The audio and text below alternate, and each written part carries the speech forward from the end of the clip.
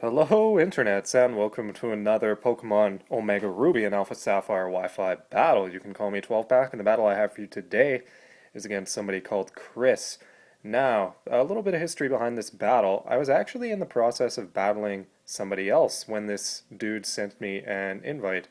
So, I couldn't join him right away, obviously, as I was in the middle of a game, and the dude I was playing at the time actually wound up DCing, which is too bad because it was actually a pretty decent match, and there wasn't really any reason for him to DC at the time, so I think he actually just lagged out or something like that. But anyway, I got back into the passerby list there, found this dude, sent him an invite, and he accepted right away, fortunately, and this was the result. Now, in the battle I had been having as this dude challenged me, I was actually running Mega Steelix on my team, but since this dude is playing X and Y, I had to change it up. So let's hop into team preview here. My team, I just in the interest of time and getting this guy as quickly as possible before he found another opponent, I actually just swapped Steelix out for Shuckle because essentially they do kind of the same thing for my team, and I haven't actually used Shuckle in a while, so I was like, screw it, we'll bring him. So that's why he's here. This is the standard sort of utility Shuckle I like to use with Webs, Rocks, Encore, and Knockoff. And then next up on my team, I'm excited to have a game with a Machamp. Now, I know Machamp is in UU, and he's actually a pretty good Mon and fairly popular as far as these things go. But honestly, I've never used a Machamp before in my life in a Wi-Fi. I don't even think I've had him in a regular game ever, like in like 15 years of playing Pokemon. I don't think I've ever had a Machamp. So I was pretty excited to use this one. This is Smogon's standard no guard assault vest set. I couldn't really think of anything else good to give him that was kind of cool, except for maybe like a bulk up set or something. But I just decided to try the assault vest set for the hell of it. So he's here. And next up, we've got my Jumpluff, which is actually a really cool set I did make myself. This is a utility Jumpluff. Now, something you might not know about this little fuzzball, it actually has really good speed. At level 100, if you max out its speed with an appropriate nature, it reaches 350. So you're going to be outspeeding a lot, especially with web support, and it also gets aromatherapy and encore. So it's really just a really good disruptive mon. I use it with sleep powder and U-turn as well. So put something to sleep either put something to sleep or use encore to lock it into like a move like earthquake that can't touch me. Then U-turn out into something and give it a free turn to set up is the general idea with it. Next up here we've got my Alomomola, which as far as aesthetics go, I actually hate this Pokemon. It's freaking stupid looking, but it's extremely good. It's one of the best wish passers in the game, and it's got Regenerator, which pairs well with the next poke on my team, which is actually my Slowking, who I brought back for another battle to see if he could put in a little more work than 1 KO. And yeah, this is my Assault Vest Slowking with max special attack, max HP, and 4 attacks. And then finally, to round off the team here, we've got my Cryogonal, which is my spinner and basically here to beat my special defense wall as well, since he gets pretty savage special defense. So my opponent's team here, I've gotta say for once, this dude's team is pretty damn awesome, with one exception at the very end. But starting off with a Braviary, which is sick. I love Braviary. I actually have a bulk up Braviary I use myself, but it results in a lot of DCs whenever I tend to bring it because it's just stupidly good. It can't be touched, basically. So next up, he has a Medicham, or Medicam, however you want to say it. Now, this was a potential Mega on his team, so I was a bit concerned about that thing. Medicham can be either physical or special, kind of like Lucario, so that thing was potentially disturbing to my team, but next up we've got a Zebstrika, which is sick. I love Zebstrika. I've actually been meaning to make one for a while for my own use, but this guy had a somewhat interesting set on his that I might want to mimic. It's definitely was a thorn in my side this game. And then next up we've got his Ninjask here, which is kind of annoying, not gonna lie. Baton passing Ninjask is always, well, why else do you ever use Ninjask basically to make the most of that speed boost? So getting up rocks was going to be a huge part in this battle because he doesn't actually have a spinner. So if I could get rocks up, that would hinder Braviary and Ninjask. And his own rock setter here is his Bastiodon, which is sweet. I love Bastiodon. I've been meaning to make one of them for a while too. And this is honestly the first time I can say I've ever run into it in a Wi-Fi battle, which is pretty dope. And you might think that while Rampardos has max attack and shitty stats and everything else, that Bastiodon would have max defense and shitty stats and everything else. But he actually, both his defensive stats are like 150 or something. So he's bulky on both sides. And it's just basically his attacks and speed that are garbage. And then finally, to round off the team, this dude, for some reason, has a Greninja on this, like, UU team. Or, sorry, not UU, RU. So, yeah, I don't know why this is here. Probably just his anchor, much the same way as I brought a Machamp to a lower tier battle. But I think that makes us pretty much even. So without further ado here, let's get going right into this game.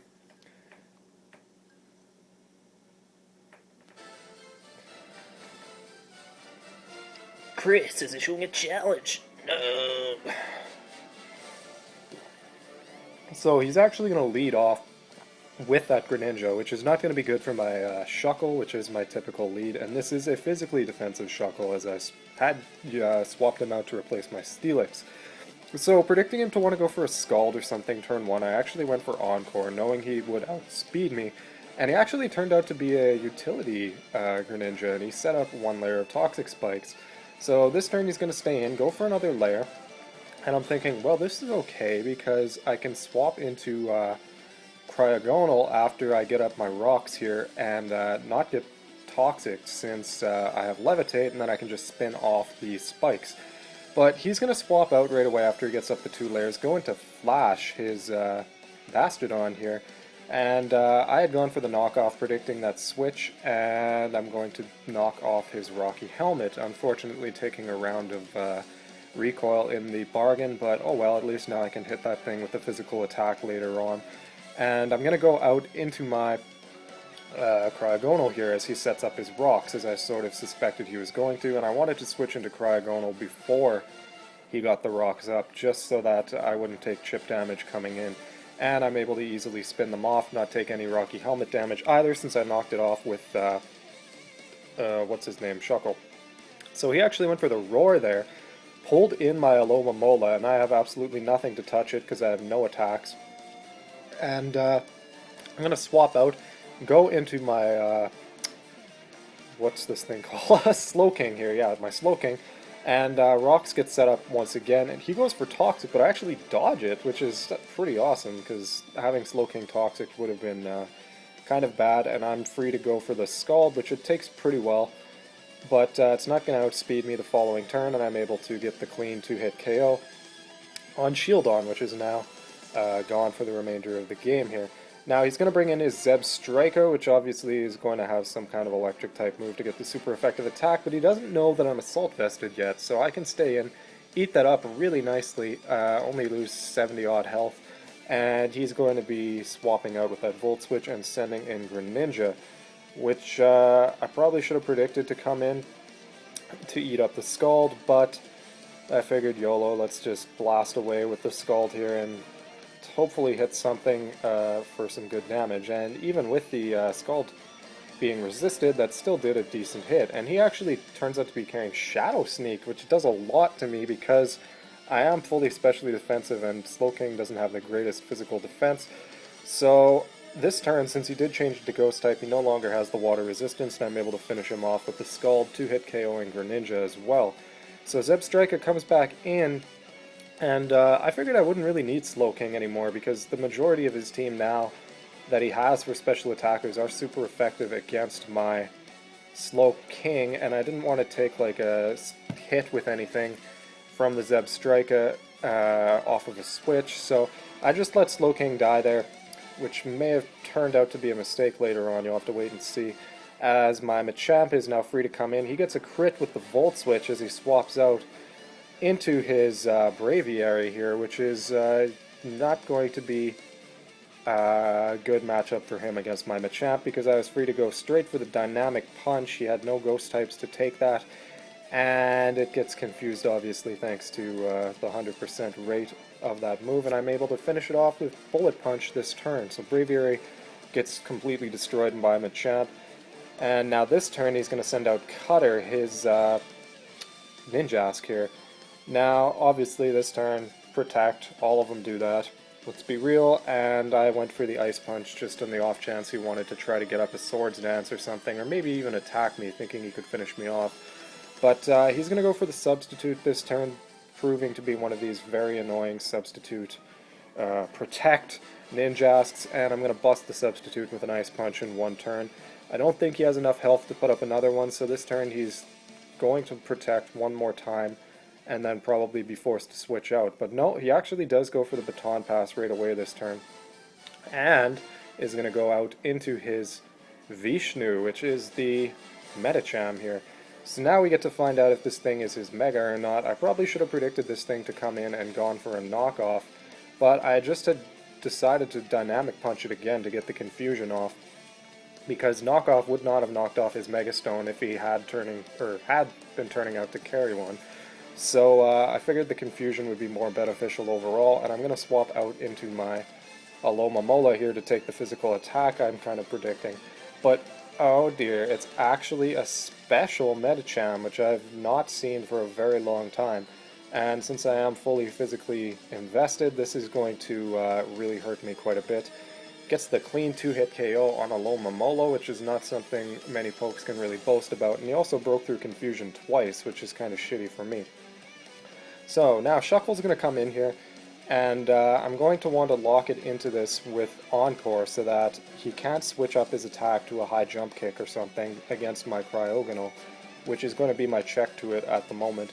So lock it in with Encore, then get out of there with Shuckle, send in my Cryogonal, and hope that I can finish it off with one attack here before he does too much damage to me. I do take Stone's damage, which is too bad, but he's going to go for the Psychic once again, being locked into it.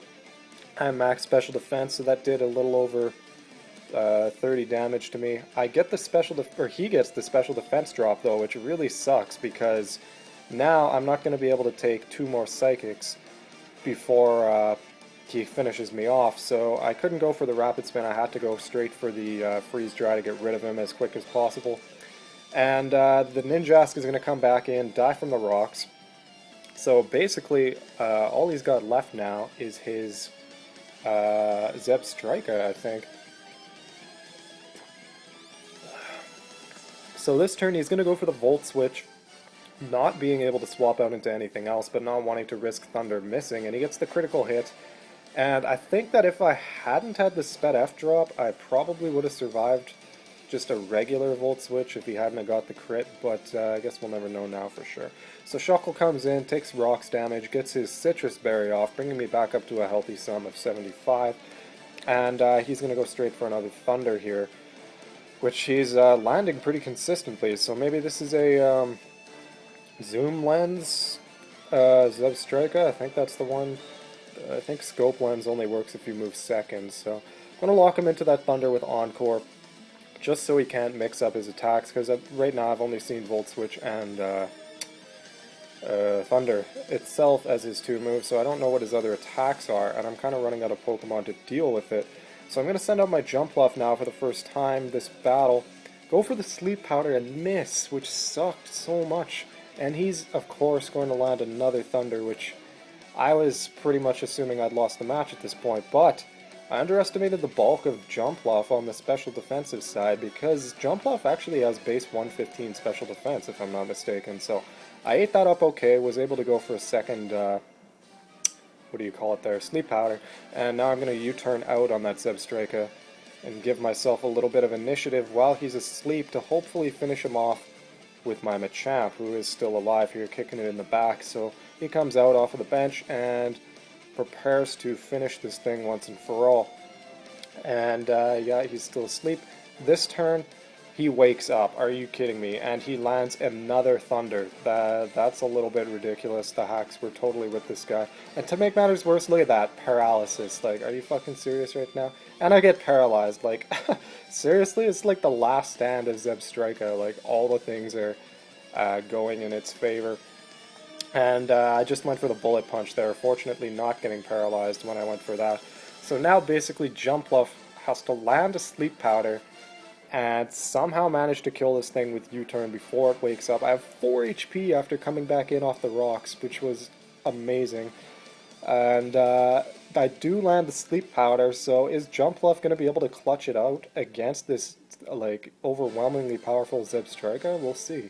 Go for the U-turn, round 1. It's not going to be enough, as we saw before when I swapped out into Machamp. And he stays asleep again, so this turn it's the moment of truth. Yes, I am able to land another U-turn, just barely doing enough, I think, to finish him off. And that is a very GG. The narrow 1-0 victory going in my favor. Now, this guy I think was a little bit salty after this game because he did not accept my friend invitation and immediately hopped offline, not even wanting to accept my compliments of a match well played. So I think I may have made him a bit salty with that jump bluff, but dude, you can't be salty when your Zebstrika fucking got a paralysis, didn't miss one Thunder, and had the paralysis kick in a clutch moment when I would have finished you with Machamp. Like, pretty much you had all the hacks on your side, and I still came out on top. So, MVP for my team is going to be a pretty close toss-up between Slowking, who got 2 kills, I think, without even, like, swapping out, and Jumpluff itself here, who came in close at the end of the battle and managed to pull things off for me. Now, it was unfortunate I didn't get to use Mega Steelix in this game because then it really would have been a unique lineup for my team, but I'll bring him back for somebody else who's playing Oras and see if I can do some good things with him. And I'll definitely be wanting to make a Zebstrika and a Bastardon now as well, being inspired by my opponent's use of them, especially that Zebstrika. Who would have thought that thing would have been such a problem? And the Metacham too, as well, honestly. I wasn't expecting it to be a special attacker, so if I'd left Slowking alive, I might have been able to check it a bit easier, but it all worked out in the end and I still won, so at the end of the day, that's all that matters. So, thank you all so much for watching. I hope you enjoyed, and with that, I'll see you next time. Bye for now.